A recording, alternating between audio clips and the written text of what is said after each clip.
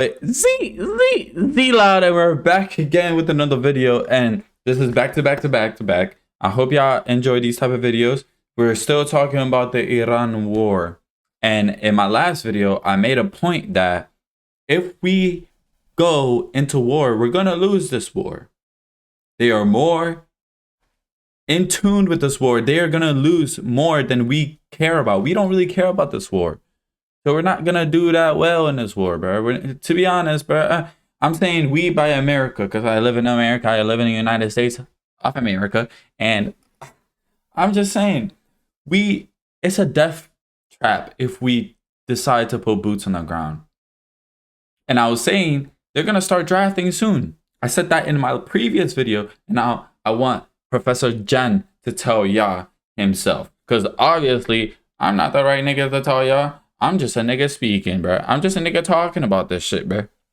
He an actual professor. He done his research and all that shit into this. I want y'all to tune into this video real quick and actually tell me what you guys think in the comments, all right?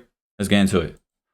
As I mentioned last class, there are three major questions that will determine how this war is fought, what this war will end up looking like, and how the world will change. Okay. And as I discussed last class, I'm making three predictions about this war. The first is United States will use ground troops. Yep. This will mean that it's already heading to that point. It's already heading that we're gonna use ground troops anytime soon. If this war goes longer than a 2-week mark, be expected to get drafted. Be expected to get drafted by next month. To be honest, I hope y'all niggas got y'all Glocks ready. Hope y'all niggas got y'all pistols ready and all that. Cause me, I know I ain't gonna fight in a war I don't really believe in, bro. If they come get me like they did in the niggas in Russia and Ukraine and shit, you know I got my Glock ready for them niggas at that door. I'm sorry. Do the same. Don't do no violence. But I'm just saying, have your Glock prepared, bro. Because I'd rather die in this country than die outside the country for some war I don't give a fuck about. Donald Trump will institute a national draft. Okay? That's the first prediction. Second prediction is that Israel and the United States will not use tactical nuclear weapons in this war. No nukes. Number three not yet. Is that the Al-Aqsa Mosque, it'll take a couple years for nukes to come in. Site in the Islamic world will be destroyed. The temple during this war. If you don't know anything about the temple and the mosque in Jerusalem, the holiest land for Muslims and Jewish people is Jerusalem, and one of the holiest lands for Muslims. And back in the day, King Solomon built a temple on that site he's talking about. And then the Islamic Crusades happened, and they broke it down and built a mosque on that site instead. Right?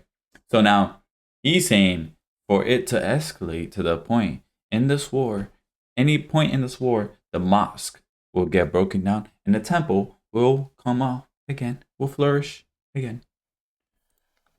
Okay, so last class, I explained my analysis and my reasoning for my first two predictions. Today, I'll explain my third prediction.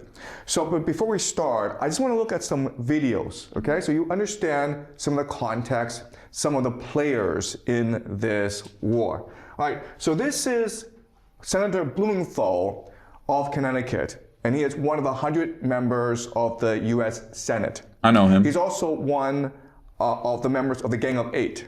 Now, that's when you that's are the Senate. War, the White House has responsibility to report its objectives, its purpose, how the war is progressing to 8 members of Congress.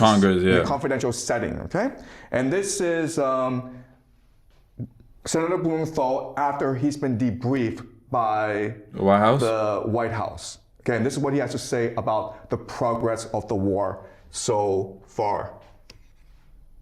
I emerged from this briefing as dissatisfied and angry, frankly, as I have from any Just smell like a girl. past briefing What girl was on you? What in girl? my 15 years in the Senate.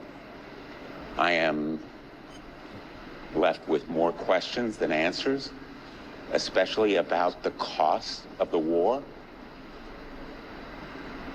My questions have been... Speaking of the cost, we've already spent. It's been about 2 weeks, a week or two, or something like that. We've already spent 13 billion. Imagine that, 13 billion on this war already. 13 billion. answered. And I will demand answers because the American people deserve to know. And I guess I am most concerned about the threat to American lives of potentially deploying our sons and daughters on the ground in Iran. We seem to be on a path toward deploying American troops on the ground in Iran to accomplish any of the potential objectives here. And there is also, as disturbingly as anything else, the specter of active Russian aid to Iran, putting in danger American lives. All right, so 3 things to take away from his talk with reporters, okay? The first thing is the administration, Donald Trump, the White House, has not articulated a budget. How much will this war cost? Which means that this is an open-ended war. We don't know when this war will end, and so we don't know what the commitment is, and so we don't know how much this war will cost, okay? That's the first point he makes. The second point he makes is we are on a path towards the deployment of ground troops in Iran, okay? And that basically means a national draft. And the third thing that's crucial is he says that they know for a fact that Russia is already involved in this war, aiding Iran. Okay? So that's the 3 main takeaways from They're like, fuck us. They were aiding Ukraine. We gonna aid Iran. Okay, so this is the foreign minister of Iran, Agachi, talking to NBC News. All right? And NBC News is going to ask Agachi, hey, there's talk in the United States already of ground troops being used against Iran. Okay? Now, I want you to observe his response and then the response of the journalist. President Trump has not ruled out boots on the ground in Iran. Are you afraid of a U.S. invasion in your country? No, we are waiting for them. Huh? You were waiting for the U.S. military to invade the ground troops? Yes, because we are confident that we can confront them, and that would be a big disaster for them. Okay, you understand? Okay? So you're saying that Iran is ready and willing to take on the U.S. military if there were to be ground troops? Well, we were ready for this. Okay, so We again, are some ready. things to They are appreciate. ready. First of all, the foreign minister, Agachi, he is not at all concerned about ground troops. In fact, he basically said, it's a trap for you guys. You come in, we've been preparing for about 20 years for this, we will destroy you. Another thing that you will notice is the journalist is completely surprised by the answer. He's shocked into silence. He has to ask again, wait, are you saying you're ready for ground troops? And so this shows you that within Washington, D.C., okay, within They don't even know what they're doing. the Trump administration, within the foreign policy elite, within the media elite, they haven't really thought this through out. They really haven't considered the possibility. Now, so far, it's only been air raids, air siege. So far, it's gonna go to the point where it's gonna be ground, boots on ground. They're, like you said, they're ready. It is so sad. Of losing this war. Washington, D.C. right now, it's a bubble, okay? It's an insular bubble where everyone just believes the same things. And that's very problematic if you are to continue fighting this war, okay? All right, let's continue. Professor Jang. Okay, this is Bibi Netanyahu. Rabbi Schneerson. And he is the leader, or he used to be, he's died, but he used to be the leader of an organization called the Shabbat Lubavitch. I'll be talking more about Shabbat Lubavitch as we go along, okay? But I introduce you to him now. This year, 1990, and he is talking to Benjamin Netanyahu, who is a young and upcoming politician in Israel, okay? And so let's look at the conversation. Okay, I'm gonna end the stream after this. This is Netanyahu,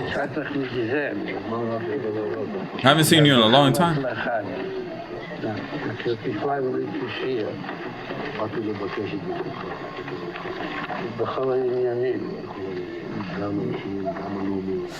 בזמן שישראל לאחרונה ניתצו כמה עניינים. מה שרואה עוד, וגם משהו שעדיין משאיר ליבו. אז הייתה משהו במה ידיעתו. הכנראה שהיא מספיק, שהיום כבר שוד, כמה שוד, בגיל עדיין ליבו. Do something. אבל יש עוד כמה שעות, אבל יש להשתדל גם היום, בצורה טובה. Okay, that's it. He said, basically, bring the Messiah faster down. Hurry up. what's going on here? Let's see what he says. So, as an up-and-coming politician, Netanyahu is going to the rabbi, and the rabbis are the most powerful people in the Jewish society. He basically says, will you give me your blessing? Will you support me in my political endeavors? And the rabbi says, yes. They also talk about how things are progressing, okay? So another way of saying this is that there's almost like a plan in motion to achieve certain religious objectives. And things are going well. But the Rabbi Schneerson says, but they're not going fast enough because we need the Messiah, the great leader of the Jewish people, to come. And we can set in motion things that will force the coming of the Messiah. So let's speed things up, Netanyahu. Okay? So that's where we ended there. I'm telling you, the Messiah is not gonna come on any one of us speeding things up and whatever. No. He's gonna come when his time is ready to come. That's all I'm saying. If you not religious, believe what you want. But that's where I'm gonna end it there, because this is scary things. This is scary things, man. It's getting scary. It's getting scary on the streets. Protect your minds, protect your heart, like I always say. Catch y'all in the next one.